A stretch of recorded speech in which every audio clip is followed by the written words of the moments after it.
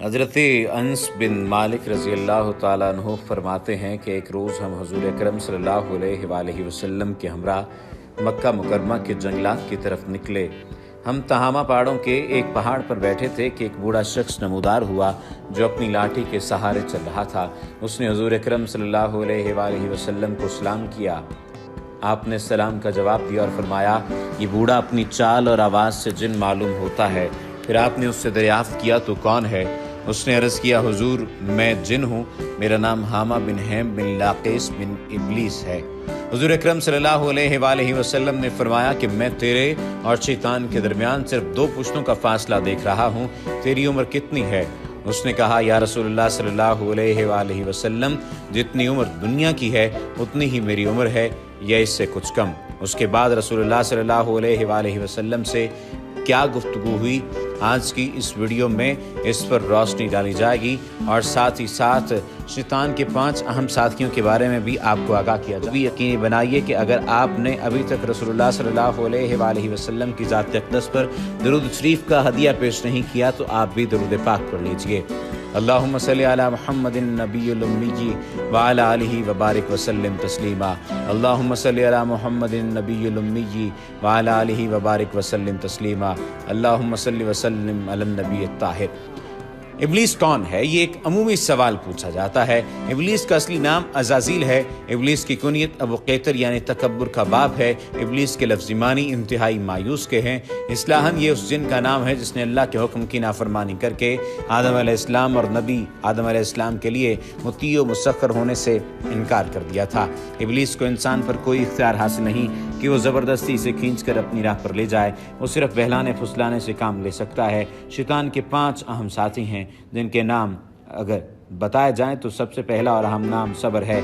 इसके इख्तियार में मुसीबतों का कारोबार है जिसमें लोग हाय वावेला करते हैं और गिरेबान फाड़ते और मुंह पर तमाचे मारते हैं और जाहिलियत के नारे लगाते हैं।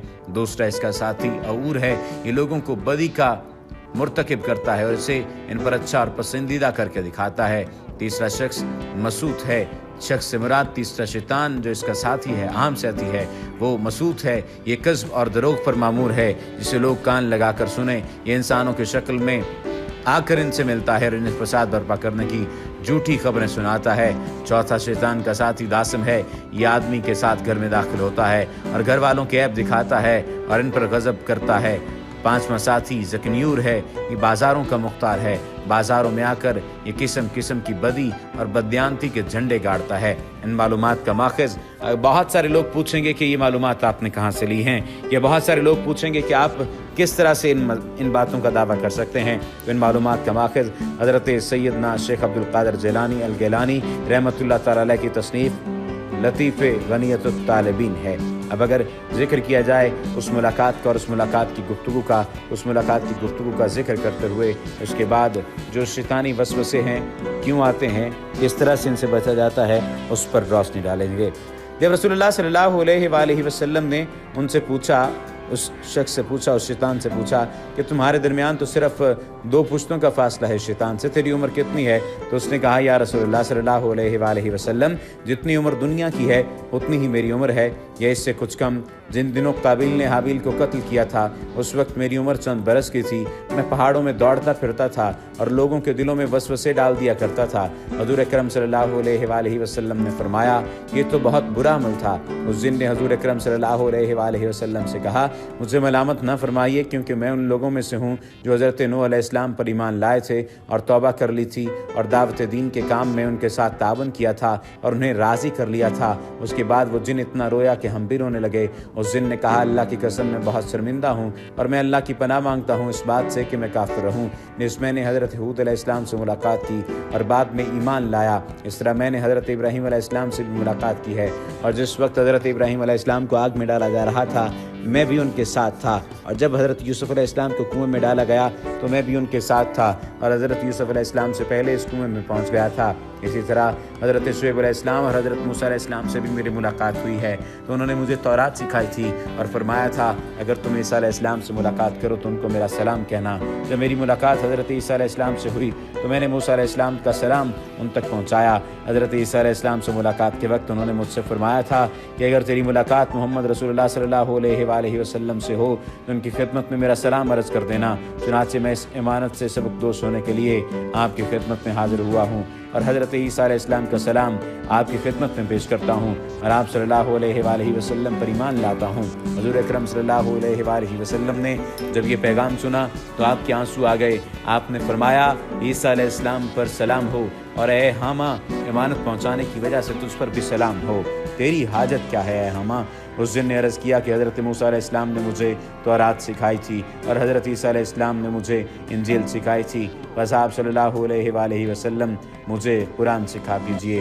چنانچہ حضور نبی کریم صلی اللہ علیہ وآلہ وسلم نے اس دن کو قرآن مجید کی تعلیم فرمائی اور اس کو سورہ واقعہ، سورہ مرسلات، سورہ سورہ یتسالون، سورہ اذا الشمس کورت، معوذ اور قل هو اللہ احد سکھلائیں اور فرمایا کہ اے حامہ جس وقت تمہیں کوئی حاجت ہو میرے پاس آ جانا اور ہم سے ملاقات نہ چھوڑنا۔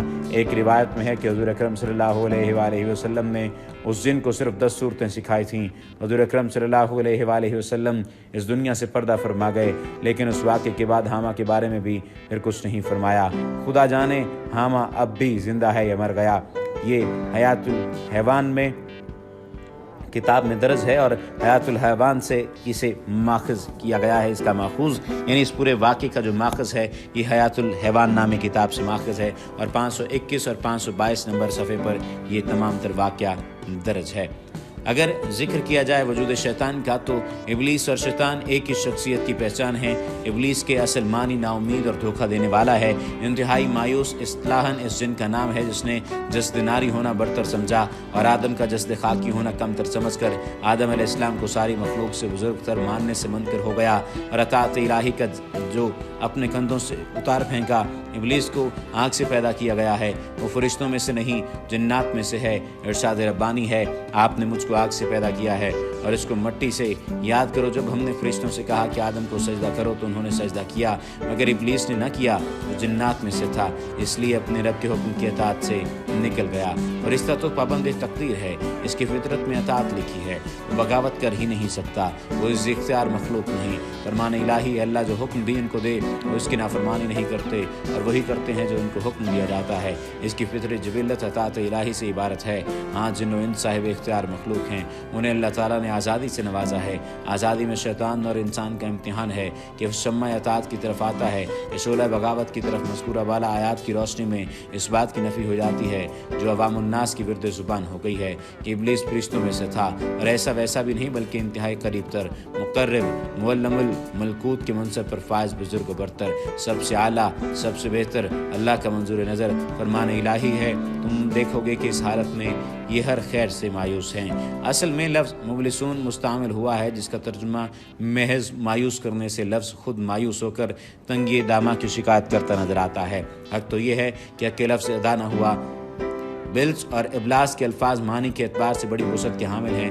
حیرت سے عقل کا محو تماشا ہو جانا، خوف و دہشت سے بکا بکا رہ جانا، ہکا بکا رہ جانا، رنج و غم، درد و الم کی تصویر مجسم بن جانا، چار سو سے نا امید ہو کر اٹھنے، کمر باندھنے کی شکت کو بیٹھنا، مایوسی کے عالم میں جنون انتقام پر اتر آنا، ان وجوہ کی بنا پر شیطان کا نام ابلیس رکھا گیا ہے۔ اسلام میں یہ معنی مثمر ہیں کہ کلی طور پر مایوس اور نامراد پا کر اس کا زخموں سے چور چور، سر پر غرور اس حد تک مشتعل ہو گیا تھا کہ وہ جان پر کھیل کر ہر جرم و گناہ کرنے اور انسانوں سے کروانے، اشت و بود کو نیست و نابود کرنے پر تولا بیٹھا ہے۔ شیطان کی وجہ تسمیہ سے متعلق عمومی طور پر دو رائے ہیں۔ شتی اس کا ماخذ ہے جس کے معنی دور ہونے کے ہیں، چونکہ وہ خیر سے دور ہوتا ہے اس لیے اسے شیطان کہتے ہیں۔ یہ شیط سے ماخوذ ہے جس کے معنی جلنے کے ہیں، چونکہ اس کا تخلیقی مادہ آگ ہے اور کاتب تقدیر نے اس کی قسمت میں آگ لکھی ہے، اس لیے اس کو شیطان کہا گیا۔ امام احمد اور نسائی حضرت ابو ذر سے روایت نقل کرتے ہیں کہ میں نبی اکرم صلی اللہ علیہ وآلہ وسلم کی خدمت میں حاضر ہوا۔ آپ صلی اللہ علیہ وآلہ وسلم مسجد میں تشریف فرما تھے۔ فرمایا ابو ذر تم نے نماز پڑھی؟ میں نے عرض کیا نہیں پڑھی۔ फरमाया उठो और नमाज़ पढ़ो। चुनांचे मैंने नमाज़ पढ़ी और फिर आकर बैठ गया। हुज़ूर सल्लल्लाहु अलैहि वसल्लम ने फरमाया, ए अबू ज़र, शयातीन जिन और शयातीन इंस के शर से अल्लाह की पनाह मांगो। मैंने अर्ज़ किया, या रसूलल्लाह, क्या इंसानों में भी शैतान होते हैं? फरमाया, हाँ, बाहर के शयातीन ही नहीं, इंसान के अंदर उसके अपने नफ्स अम्मारा का शैतान भी उसको बहकाता है। यही बात है जो कुरान में फरमाई गई है कि और हम इसके अपने नफ्स से उभरने वाले वसवसों को जानते हैं। वसवसे अंदाज़ी का काम हर दो शयातीन करते हैं जिनके असल मानी पोशीदा मखलूक के हैं और जिनको जिन इसी बिना पर कहा जाता है कि वो इंसान की आँख से मख्फी हैं। फरमान इलाही है वो और इसके साथ ही तुम्हें ऐसी जगह से देखते हैं जहाँ से तुम्हें उन्हें देख भी नहीं सकते। ये सूरह अल-आराफ की आयत नंबर 27 का तर्जुमा है। अल्लाह ताला हमें शैतान से, इसके वरगलाने से, इसके बहकाने से, इसके नेकी से हटाने से और बदी पर उभारने से दूर फरमाए। अल्लाह सुब्हानहू व तआला हमें अपनी हिफाजत में रखे। वमा अलैना इल्लल बलागुल।